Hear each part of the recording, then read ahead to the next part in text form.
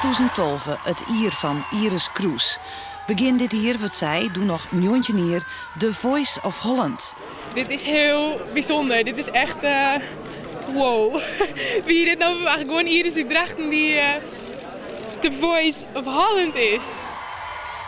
Daarna komt haar muzikale carrière in een streamversnelling.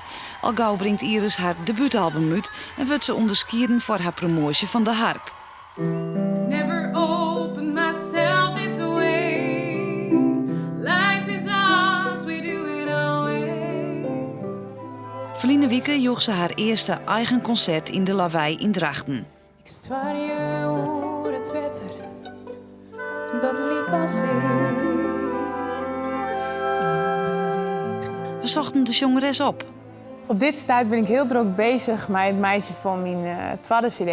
En ik ben lekker aan het optreden door het hele land. En ik vind alweer hele leuke dingen om te doen. Dus ik geniet er echt van. Het is weer heel anders dan hoe mijn leven de vorige jaar uitzag. Maar het is nou volle leuke. En drie in het zwaard. Krijgt als water in mijn eigen stier. Ik ben er echt dagelijks gewoon mee bezig. Het is heel vreemd dat het eerst een hobby was en nu is het ineens die baan. Ik studeer net meer omdat ik gewoon toch nodig van wil gaan. Ik wil nu echt met de muziek bezig en ik moet het nodig aan. Ik ben nog maar 20, dus ik heb nog een hele lange weg te gaan. En ik ken als ik 30 ben, kan ik altijd weer studeren. Maar dat zag ik eigenlijk net zo zitten. Zag jou ook verschil? Somt Iris meidien het aan The Voice? Ja, het is gewoon een ontzettende hoeveelheid podiumervaring die je natuurlijk opdoet. En podiumervaring onder hele andere omstandigheden dan bij een muziekschool of bij een schouwburg. Dus zij kan veel beter omgaan met de aandacht en met wie zij is op een podium. En daar is ze veel steviger in geworden. Toch had er in 2012 ik zwiere momenten west voor de Iris.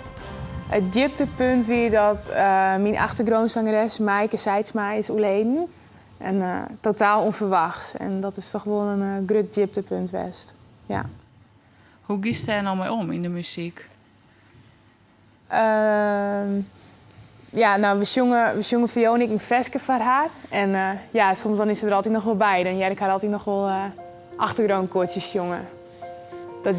Dat jest gewoon in jezelf. Ja, dan is het er net, maar die jest haar wel. Life had so much more to offer you.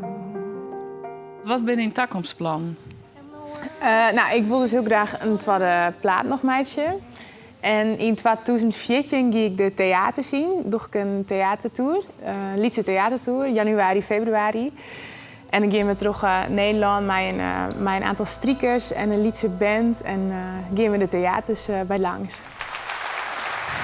Dank u wel.